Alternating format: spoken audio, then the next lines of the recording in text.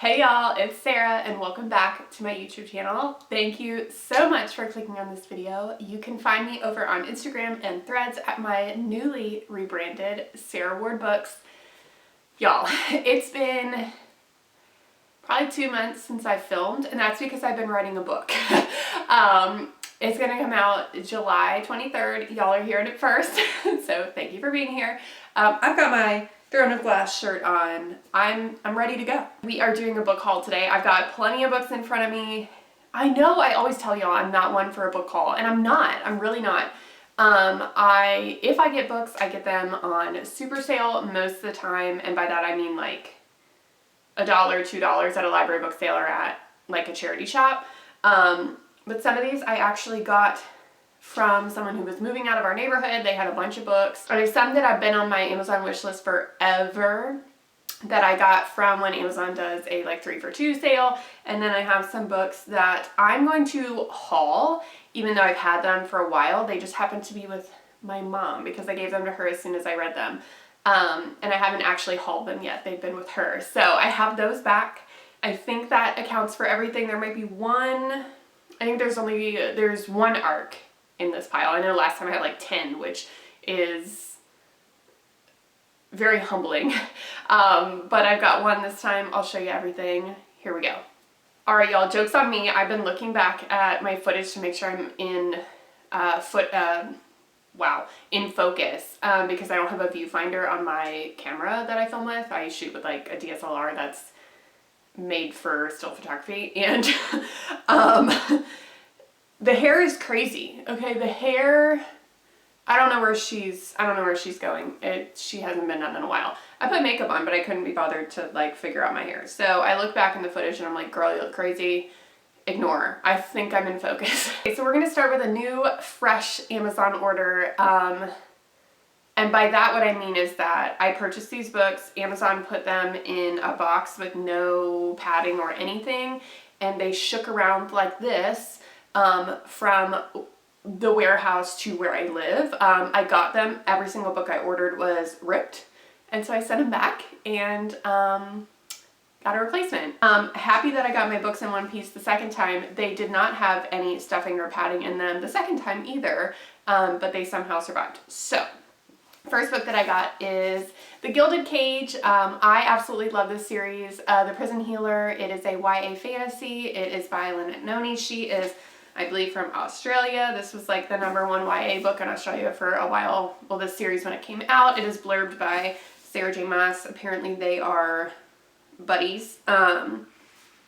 If you like Sarah J. Maas, I think you'll like this. It's more YA, but it's definitely really fun. I'm slowly collecting the series. I've had the first one on my shelf for a while, but I'm getting them in paperback as they come out. And so this one's in paperback. I think the third one is now too, but this one was a good deal, so I went ahead and grabbed it. The second book that I got from my Amazon order was this one. So I saw Winona Reads here on YouTube read this entire series, and her review convinced me.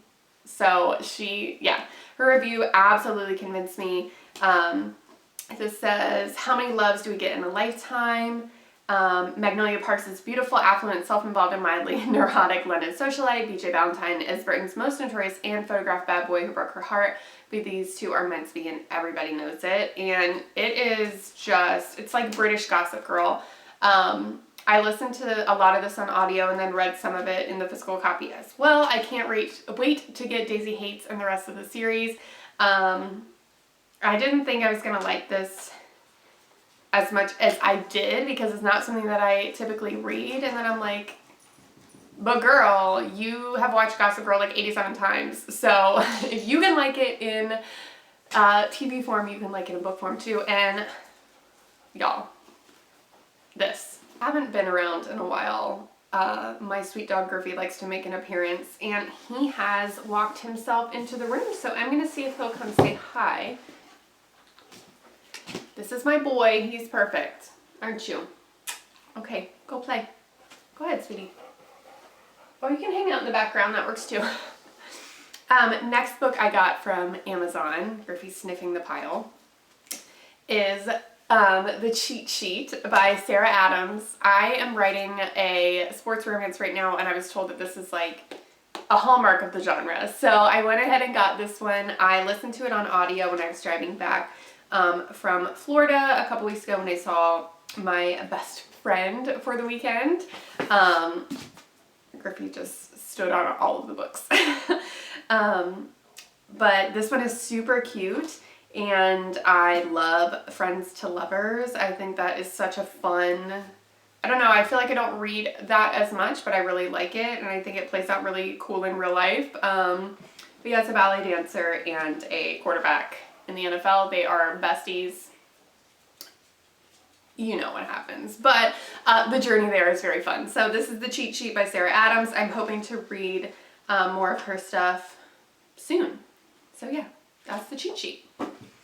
And then last for my Amazon order, I actually got a boxed set, and I got the box set of Dune. I've had a journey with Dune because I knew about it as a book first, and basically everyone that had read it has said it's really dense, which, I mean, the first book is 880 some pages. I've heard it's really dense.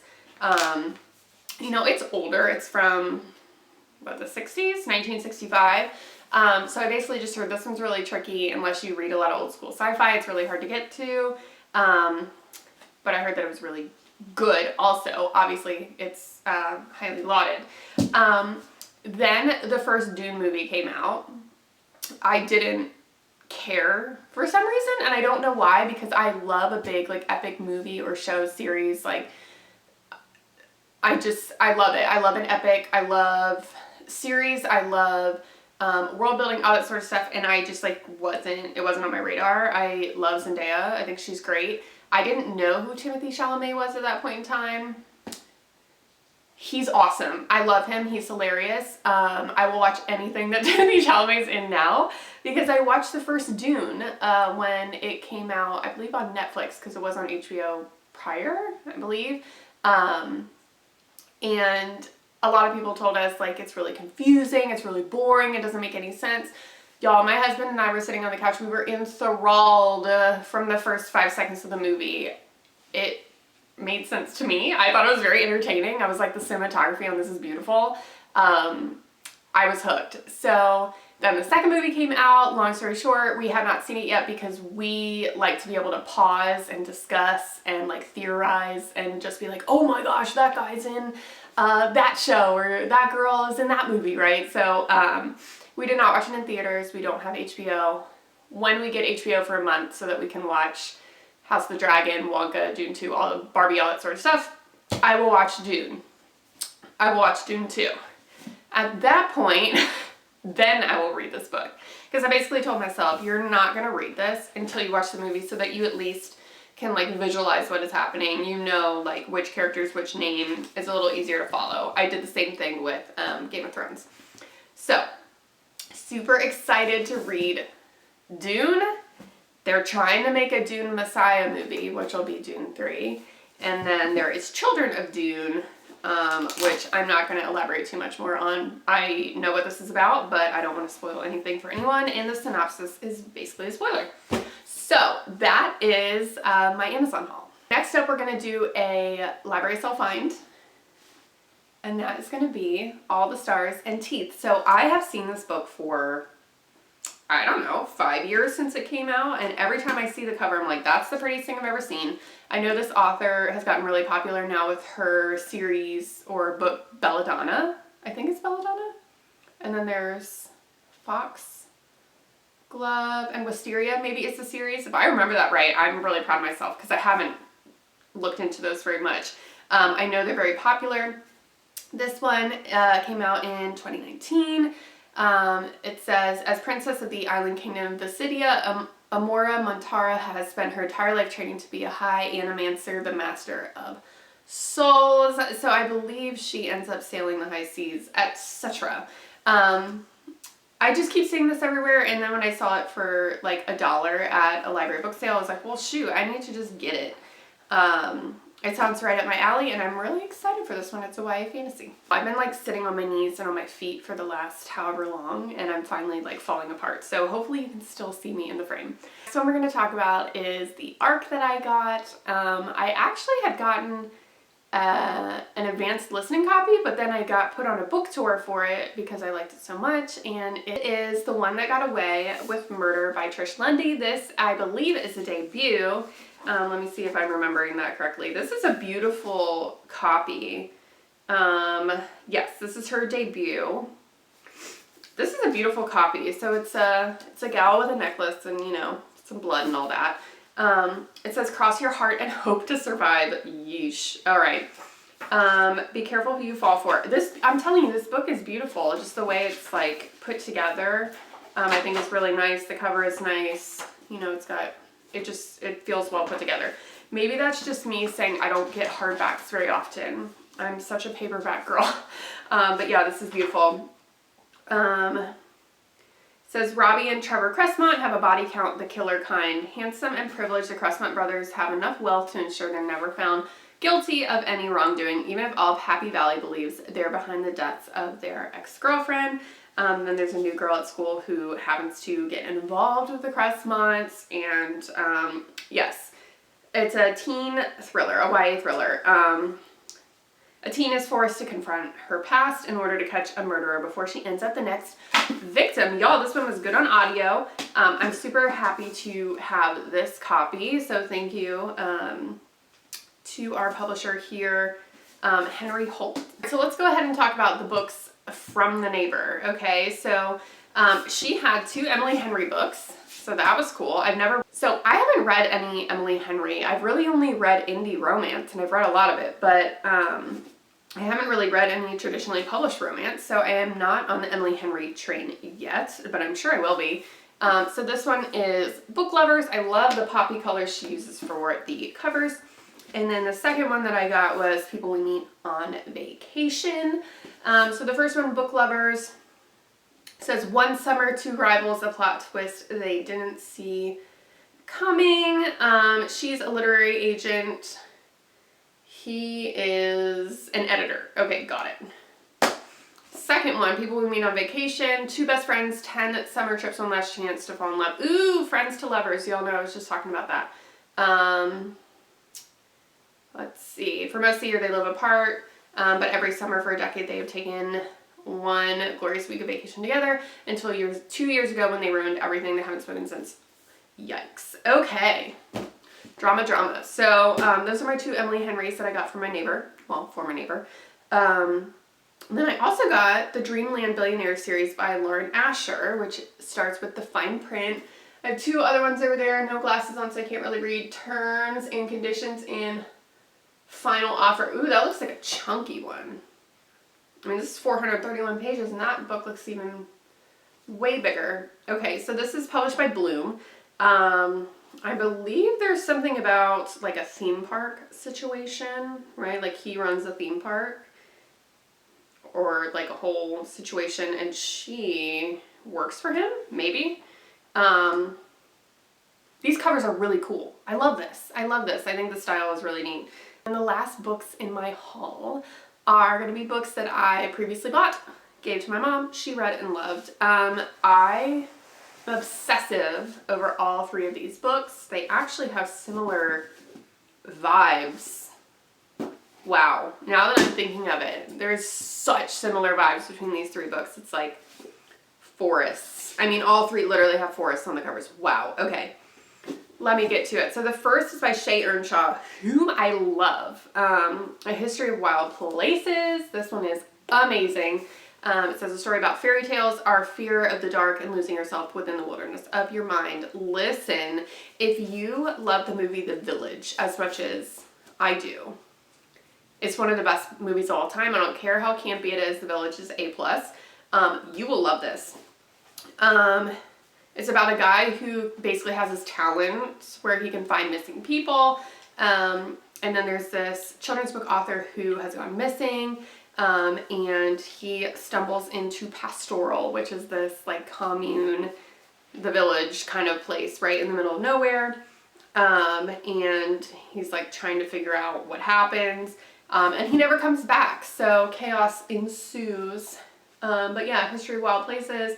It's got trees on the cover, which ties in with my next one, which is Spells for Forgetting by Adrienne Young. I also love. She's got trees on the cover. This one says a deeply atmospheric story about ancestral magic, an unsolved murder, and a second chance at true love. This one, basically, this girl is in love with this guy, and he is accused of killing her best friend. Great start. But she lives basically on Sorsha Island, which is like misty and remote and foresty and all that sort of stuff. They run an herbal tonic and tea leaf reading store, folklore, magic, all that sort of stuff. And one day the trees change colors and the guy comes back and more chaos ensues. I don't want to say too much else. It's good to go into that one more blind as well. And then the last one, sorry, I'm laughing because my dog is laying right here next to my bookcase, like absolutely passed out. Like he ran in here, laid down, and just like limbs everywhere. Anywho, last book on the list, Trees, Once There Were Wolves. Y'all know, if you have been on my channel for any length of time, I love Charlotte McConaughey. I think that's how you say her name, Charlotte McConaughey, national bestselling author of Migrations. Migrations slaps, y'all. And so does this book. So Once There Were Wolves, it is blurred by Emily St. John Mandel, who is fabulous. Positive reviews by Washington Post, New York Times, Los Angeles Times, Vogue, and Time. So it's, yeah, she's good. So this one is about a young woman who, along with her twin sister, goes to Scotland. She is working with these biologists to introduce gray wolves back into the Highlands. And she basically runs into trouble when a farmer is found dead, and it's assumed to be from one of the wolves that they reintroduced. And the townspeople, they're not happy, right? So it's basically like what happens to this woman and her sister and the man that she's like hanging around with. And it says, unforgettable story of a woman desperate to save the creatures she loves as she isn't consumed by a wild that was once her refuge. I don't even know how to describe this book. But if you love nature, if you love biology, this one is it for you. So again, that is Once There Were Wolves, Spells for Forgetting, History of Wild Places. Those are the three that I have loved and shared with my mother because she would love them too. So after all that rambling, I'm going to guess it's going to be a 20-minute video, which it probably should have been like 4. Hopefully I'll be back with another video soon. Thank you guys so much for watching. I'll see you next time. Bye.